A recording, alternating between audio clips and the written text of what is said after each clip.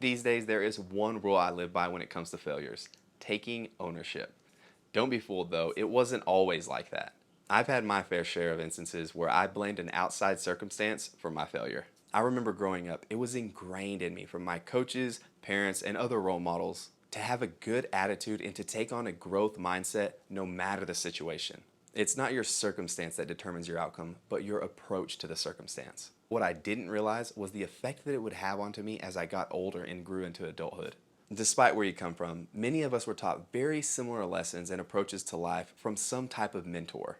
But what about those kids that were sitting right next to you? The ones that got the very same lessons as you, but they chose not to use those later on. We've all had that person in our circle where we had to step away from because of their negative views or their negative outlooks on every situation. It's never their fault, or there's always some outside reason that influenced their failure. At first, you want to help these people or console them, but as time goes on, you know this is just a pattern and it's another day in victimhood. Let's look at the 12 qualities of a victim mentality. Hopefully you don't have any of these, but in the chance that you might, we've got some work to do. Before we jump in, if you get any value out of this video, please hit that like button. And if you haven't subscribed, you want to see more content related to building a high performance mindset and lifestyle development, hit that subscribe button. Now, the first quality of a victim mentality is perpetual excuses. You know this one. One of the classic victim responses when a mistake is made. It was because you fill in the blank. It was because he did it, or it was because the situation just wasn't right. You never hear them respond with, "I messed up, that was on me." A victim will never take ownership for their mistakes, and the responsibility will always fall on someone or something else.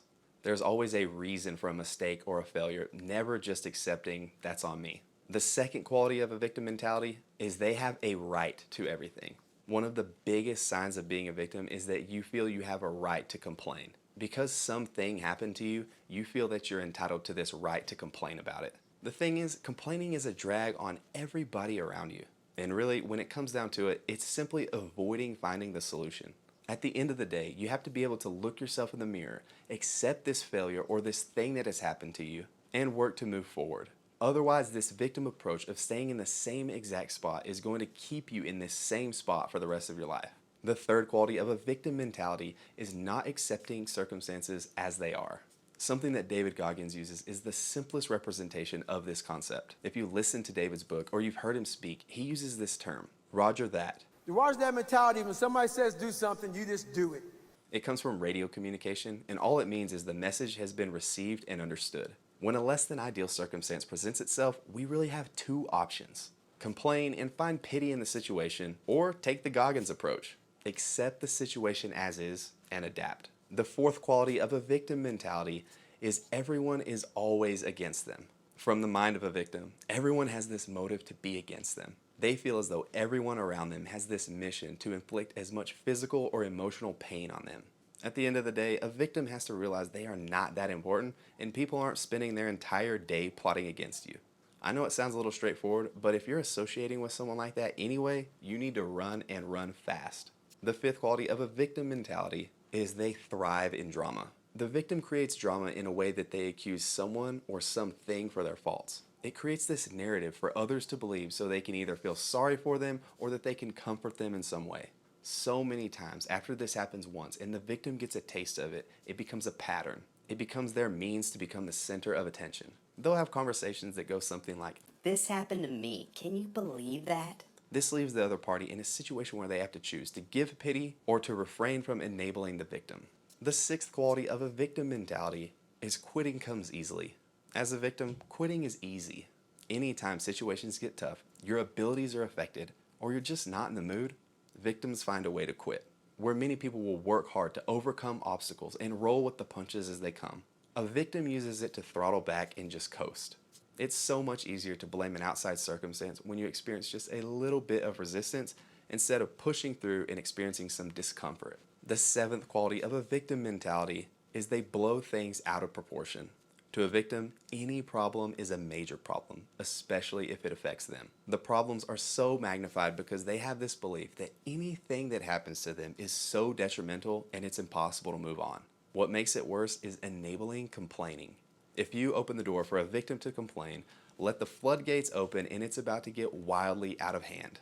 The eighth quality of a victim mentality is that they drain others. You have someone over here who is striving to be better, always doing what they can with what they have just to get a little bit further and grow. They may not say much, but they shove doubt aside and they press forward. It's contagious and it drives you to want more. Then you have the victim. They have something to say about everything. How they are struggling with this and how this situation is so bad. Eventually, it's too much weight on you. The problem is, this is also contagious. The ninth quality of a victim mentality is they are a product of their circumstance. We all know, despite your upbringing, we all start in different phases in life. We start in different points in our life. Some of us may fall into a rough path in our life, but things can change at any given moment so long as you are working to make that change. Every one of us has this ability to be better than who we were yesterday. Just look at Kevin Hart and growing up in the slums of Philadelphia to become one of the most recognized superstars in the world. Or then there's Ed Sheeran, who had a stutter growing up, but has become one of the best singer-songwriters in the world. The fixed mindset of victimhood leads them to believe, I am where I am and this was the life I was given. Nothing's going to change that. Over time, they further ingrain these habits and it just becomes who they are and the way they live. The 10th quality of a victim mentality is they connect best with other victims. If one victim has another victim that they can complain about their problems to, they feed off that other person's energy. It somehow validates them and it gives them more fuel for more complaining. It's like a contest to show the other victim just how bad their life is. The 11th quality of a victim mentality is a fixed mindset.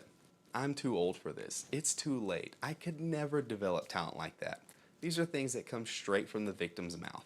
There is no belief in them that they can adapt, grow, or become the strongest version of themselves because being a victim is way too easy. And the 12th quality of a victim mentality is that they are not coachable. If you've ever tried to help a victim, you know how debilitating this is. You show them a way of helping their issue, or maybe even solving their issue completely. But instead of taking it constructively and using it in a way to help them, it's always a shot at their character or their personality. You're just never in the right. Well, I hope you like this one on the victim mentality trap, and hopefully you don't have any of these qualities. If this sounds like someone you know, go ahead and share this video with them and see how they respond. Maybe they'll get the hint. Anyway, if you got any value out of this video, go ahead and hit that like button for me so it tells the YouTube algorithm, hey, let's push this guy's content. And if you made it all the way to this point in the video and you haven't subscribed, why haven't you subscribed? Hit that subscribe button and help me out here. And I'll bring you all the content in building a high performance mindset and lifestyle development. Thanks for watching.